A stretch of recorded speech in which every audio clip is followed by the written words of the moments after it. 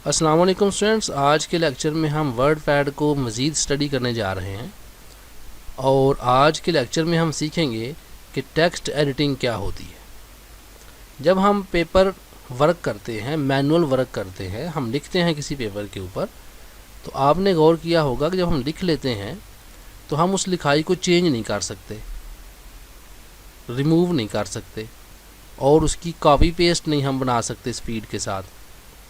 ये जो फीचर्स हैं ये हमें वर्ड प्रोसेसर में मिलते हैं कंप्यूटर के अंदर। तो आए देखते हैं कि टेक्स्ट एडिटिंग क्या होती है। I am writing here MC college is providing quality education. मैंने यहाँ पे टाइप किया, अब मैं इसको सिलेक्ट कर रहा हूँ। मैंने इस तरह से इसको सिलेक्ट कर लिया है और देखिए मैंने कीबोर्ड से शॉर्टकट कीज़ की मदद से सेलेक्ट किया है। ये शॉर्टकट कीज़ सिलेक्शन कैसे करती हैं ये आपको हम जब शॉर्टकट कीज़ पढ़ाएंगे बेसिक कोर्स के एंड में, तो उस वक्त आपको आइडिया हो जाएगा। वैसे ही मैंने कंट्रोल शिफ्ट और अप एरो से सिलेक्शन कर ली है। नाउ मैं इसका साइज़ बढ़ा रहा हूँ। ये देखें यहाँ तक मैंने साइज़ बढ़ा लिया। अब हमने सीखना है कि टेक्स्ट की एडिटिंग क्या है। देखिए टेक्स्ट लिखा हुआ है, फ़र्ज़ कर लें मैं इस क्वालिटी एजुकेशन को नीचे लाना चाह रहा हूँ, तो ये बात नोट करनी शुरू करें कि क्वालिटी एजुकेशन है तो आपने जिस लिखाई को मूव करना है उसके लेफ़्ट साइड पे कर्सर को रख लें। अब हमारे पास तीन कीज़ होती हैं। एंटर की होती है, जब हम एंटर की को प्रेस करेंगे तो ये लिखाई नीचे आएगी। देखिए आपको नज़र आ रहा है लिखाई नीचे आ रही है। दूसरी की होती है स्पेस, जब मैं स्पेस की को कीबोर्ड के ऊपर से प्रेस करूँगा, देखिए लिखाई आगे जा रही है। अगर मैं बैक स्पेस की को प्रेस करूँगा तो लिखाई पीछे आ रही है। अब यहाँ तक ये लिखाई पीछे आ गई है, अब और पीछे नहीं जा सकती, तो देखें ये ऊपर आ रही है। इसका मतलब ये हुआ कि हमारे पास तीन कीज़ हैं जो लिखाई को मूव करती हैं। एंटर से नीचे, स्पेस से आगे और बैक स्पेस से पीछे और ऊपर। इस तरह हमने टेक्स्ट को क्या किया है, मूव किया है। तो एडिटिंग में तीन चीज़ें आती हैं। Number 1 movement of text, number 2 insertion of text यानी कि नया टेक्स्ट डालना। अब यहाँ मैं नया टेक्स्ट डालना चाह रहा हूँ, फ़र्ज़ कर लें, तो मैं कर्सर यहाँ ले आता हूँ जहाँ नया टेक्स्ट डालना है। तो यहाँ मैं ला के लिखता हूँ इन उगोकी, ठीक है। तो ये क्या बन गया, MC college is providing quality education in उगोकी। इसके अलावा आप यहाँ पे टेक्स्ट कहीं लिखना चाह रहे हैं लाइक इज़, अब देखें ये प्रोवाइडिंग का लफ्ज़ है। यहाँ कुछ आप टेक्स्ट एंटर करना चाह रहे हैं तो आप टेक्स्ट एंटर कर सकते हैं। फॉर एग्ज़ाम्पल यहाँ पे आप लिख दें सियालकोट। ये देखें ज़रा, अब मैंने सियालकोट लिखा तो वो टेक्स्ट क्या हुआ, आगे मूव हो गया। अब देखिए मैं बैक स्पेस को प्रेस कर रहा हूँ तो जो लिखाई कर्सर के लेफ़्ट साइड पे है वो ख़त्म हो जाती है और जो लिखाई कर्सर के राइट पे होगी वो मैंने आपको बता दिया है कि वो बैकवर्ड मूव करती है। दो चीज़ें आपने सीख ली हैं, लिखाई को मूव करना और लिखाई को इंसर्ट करना। अब हम लिखाई को ख़त्म करना सीख रहे हैं। उसके लिए देखें ये अब प्रोवाइडिंग लिखा हुआ है। जो चीज़ आपने लिखाई के लेफ़्ट, ये कर्सर के लेफ़्ट साइड पे जो लिखाई हुई है, कर्सर के लेफ़्ट साइड पे जो टेक्स्ट लिखा हुआ है, इसे ख़त्म करना हो तो बैक स्पेस से ख़त्म करते हैं, देखें। और अगर कर्सर के राइट साइड को ख़त्म करना हो तो डिलीट की, ये डिलीट की प्रेस करें कीबोर्ड से, इससे आपके कर्सर की राइट साइड वाला टेक्स्ट ख़त्म होता है। मैं अंडू कर देता हूँ, ये देखें ये सारा मैं अंडू कर रहा हूँ तो वापस वही मेरे पास टेक्स्ट आ गया। तीन चीज़ें आपने सीखी हैं। नंबर 1 लिखाई की मूवमेंट, नंबर 2 नई लिखाई इंसर्ट करना, जहाँ कर्सर होगा वहाँ पे लिखाई नहीं आएगी, एंड नंबर 3 लिखाई को ख़त्म करना।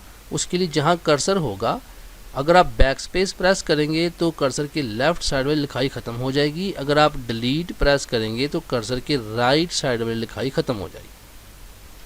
और ये बड़ा सिंपल है, आप जस्ट सेलेक्ट कर लें किसी भी टेक्स्ट को और अब आप डिलीट की को प्रेस कर दें तो ये लिखाई ख़त्म हो जाएगी। इसे हम कहते हैं एडिटिंग ऑफ टेक्स्ट, यानी टेक्स्ट को एडिट करना।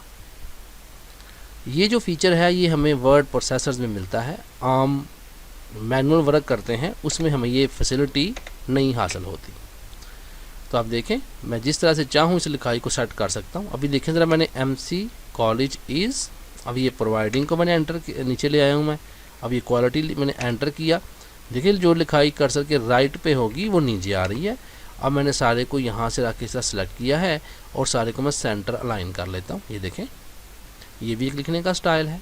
अब दोबारा से हम इस लिखाई को अपनी ओरिजिनल हालत में लेके आते हैं। देखें अब मैं क्या कर रहा हूँ, जस्ट कर्सर को लेके आ रहा हूँ लेफ़्ट साइड पे, जो लिखाई की लेफ़्ट साइड है वहाँ कर्सर को लाता हूँ और देखें ये मैंने उसको अपनी ओरिजिनल हालत में वापस ले आया मैं। तो अब इसकी प्रैक्टिस करें और अच्छी तरह से आपने टेक्स्ट को एडिट करना सीख लेना है।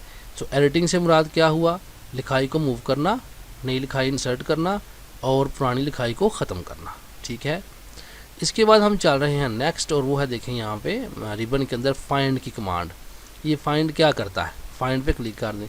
देखें लिखा है फाइंड व्हाट, किस चीज़ को फाइंड करना है।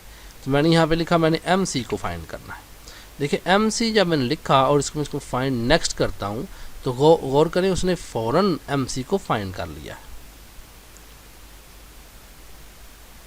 इस तरह आपके पास पेज के अंदर बहुत ज़्यादा टेक्स्ट लिखा हो तो उसमें से आप एक ख़ास टेक्स्ट ढूंढना चाह रहे हों तो आप फाइंड के बक्स को ओपन करते हैं और वहाँ लिख देते हैं। ये फाइंड की फैसिलिटी तकरीबन हर प्रोग्राम में होती है। अच्छा, उसके बाद हम गौर करें यहाँ लिखा हुआ मैच होल वर्ड ओनली और लिखा है मैच केस। अब ये क्या चीज़ है मैं आपको बताता हूँ।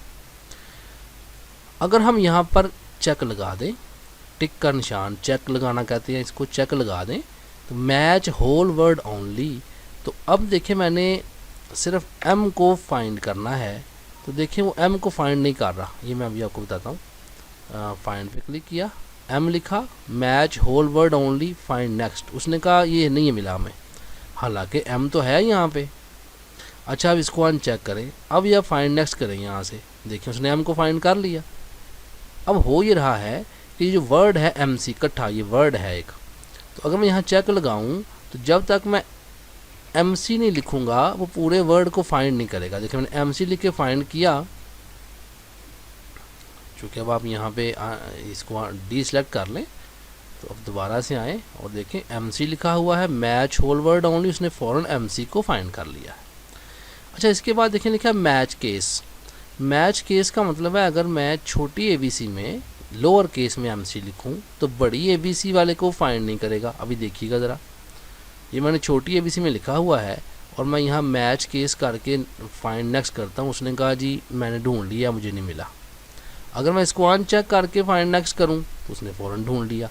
यानी ये आप अपनी फाइंड को मज़ीद जो है वो फ़िल्टर कर लेते हैं कि भाई मैंने पूरा वर्ड फाइंड करना है या मैंने उसका जो मैच केस है, यानी केस से मुराद होता है जी लोअर केस अपर केस। बड़ी ABC को अपर केस कहते हैं, छोटी ABC को लोअर केस कहते हैं। तो ये मैंने कुछ बातें आपको समझा दी। इसके बाद रिप्लेस में आ जाएं। अब देखिए अगर MC को मैंने रिप्लेस करना है तो मैं यहाँ पर ये एक फ्रेज़ लिखता हूँ जिसमें लिखा मुस्तफ़ी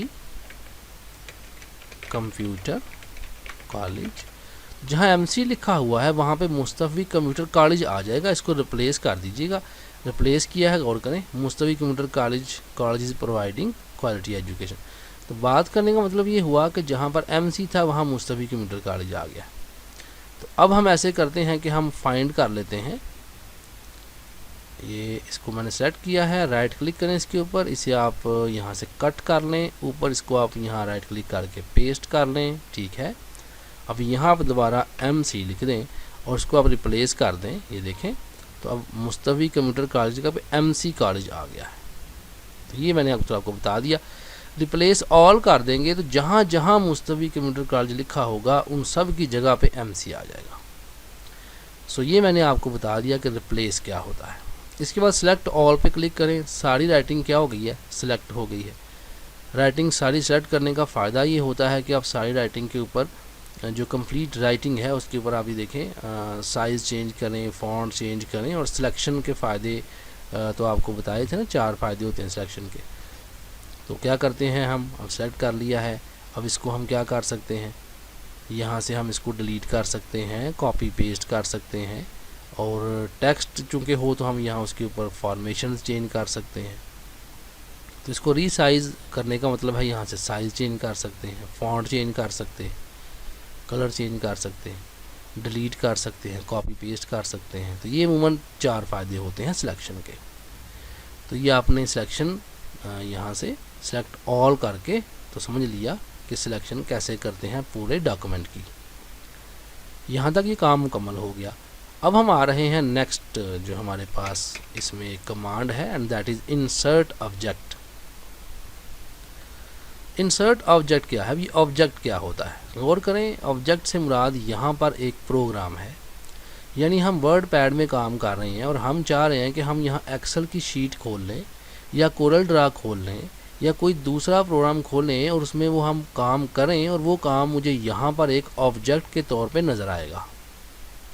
गौर कीजिएगा, मैंने यहाँ पे क्लिक किया है और यहाँ मेरे सामने जितने कंप्यूटर में प्रोग्राम इंस्टॉल हैं, जितने प्रोग्राम मैंने इंस्टॉल किए हुए हैं, सारे खुल गए मेरे सामने। तो मैं कहता हूँ कि मैंने यहाँ पे एक्सेल की वर्कशीट जो है वो मैंने ओके कर दी, और गौर करें यहाँ पे एक्सेल की वर्कशीट आपको नज़र आ गई है। तो अब मैं एक्सेल में काम करता हूँ। लाइक मैंने यहाँ पे गिनती लिखी है, देखें ये नंबरिंग का और गिनती का प्रोग्राम है। इसमें हम जमा, तफरीक और कैलकुलेशंस करते हैं, वो आपको सिखाएंगे जब आप एक्सेल करेंगे। तो मैं यहाँ पे इसको भी क्लोज़ करता हूँ यहाँ से। तो गौर करें क्या हुआ, वो जो मैंने किया है ना काम, वो मुझे यहाँ नज़र आ रहा है। देखें ये मुझे यहाँ पे नज़र आ रहा है। बक्सेस ये भी आपको नज़र आ रहे हैं। इस तरह हम इंसर्ट ऑब्जेक्ट से क्या करते हैं कि अपने वर्ड पैड के अंदर किसी और प्रोग्राम को हम ले आते हैं और उसको यहाँ हम ओपन कर लेते हैं और उसमें हम काम करते हैं, और वो चीज़ हमें यहाँ पे एज ए ऑब्जेक्ट नज़र आती है। अब अगर आप कहें कि मैं इस 34 को चेंज कर लूँ, यू कैंट, आप इसको चेंज नहीं कर सकते। हाँ, राइट क्लिक करते हैं इसके ऊपर और गौर करें ये ऑब्जेक्ट प्रॉपर्टीज़ हैं। तो ओपन वर्कशीट ऑब्जेक्ट पे क्लिक करें, दोबारा से वो खुल गया। अब यहाँ पे आप चाहें तो कुछ चेंजिंग कर सकते हैं। अब दोबारा इसे क्लोज़ कीजिएगा। तो ये मैं राइट क्लिक करता हूँ, ओपन वर्कशीट ऑब्जेक्ट। चूँकि अब वो जितना डाटा पहले आ चुका था उसके अंदर ही काम होगा जी, ये नज़र नहीं आएगा वहाँ पे अब। तो यहाँ पर मैं चलें कर देता हूँ 100, इसको अब करते हैं हम अब क्लोज़। तो गौर करें वहाँ पे 100 नज़र आ रहा है। और ये है ऑब्जेक्ट, किसी और प्रोग्राम को इस प्रोग्राम में लेके आना। हाँ, हम नया ऑब्जेक्ट डाल लेते हैं। दोबारा से हम यहाँ पे एक्सेल की वर्कशीट डालते हैं, और इस दफ़ा मैं क्या करता हूँ, थोड़ा ऐसे डायगनली मैं टाइप कर देता हूँ ताकि ज़रा ज़्यादा बड़ा वहाँ पर हमें व्यू नज़र आए। मैंने क्लोज़ कर दिया, देखें ये डायगनली यहाँ पे मैंने टाइप कर लिया है। तो ये मैंने समझाया आपको किस तरह हम पेज के ऊपर ऑब्जेक्ट लेते हैं और उसमें फिर हम काम करते हैं। तो ये देखें इसका साइज़ जो है वो भी आप थोड़ा इस तरह से चेंज कर सकते हैं। ये जो हमें हैंडल्स नज़र आ रहे हैं, यहाँ से हम साइज़ चेंज कर सकते हैं। नेक्स्ट आ रहा है जी हमारे पास पॉइंट डेट एंड टाइम का। क्लिक करता हूँ और गौर करें जो भी डेट है वो यहाँ पर लिखी जाती है। तो फ़र्ज़ कर लें ये डेट मैंने डालनी है, ये डेट लिखनी है, तो इसको मैं यहाँ से ओके कर देता हूँ। तो ये डेट मुझे यहाँ पे नज़र आ रही है। जो भी डेट आपकी यहाँ पर होगी आपके सिस्टम ट्रे में, जो भी डेट सेट की हुई है वो डेट यहाँ पे हमें नज़र आ जाएगी। तो मैंने ये डेट सेट की हुई है, ये मुझे नज़र आ गई। सो ये था डेट एंड टाइम को इंसर्ट करना, ऑब्जेक्ट को इंसर्ट करना और ये सारे फीचर्स। अब आपने लैब में इसकी प्रैक्टिस करनी है और आपने टेक्स्ट एडिटिंग में माहिर होना है, और साथ ही इन आइटम्स की भी प्रैक्टिस आप करें। This is your today's lecture.